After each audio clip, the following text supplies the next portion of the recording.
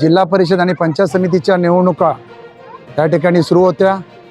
आम्ही त्या दिवशीच बोललेलो की ही महायुती झालेली आहे। ही महायुती आदरणीय या जिल्ह्याचे खासदार आदरणीय नारायण राणे साहेब, तसेच प्रदेश अध्यक्ष रवींद्र चव्हाण साहेब, तसेच या जिल्ह्याचे पालकमंत्री आदरणीय नितेश राणे साहेब, तसेच या सन्माननीय आदरणीय निलेशजी राणे आमदार यांच्या जी युती केली राणे साहेबांनी, त्या युतीचा हा करिश्मा आहे। कारण 12/18 उमेदवार या ठिकाणी निवडून आलेले आहेत।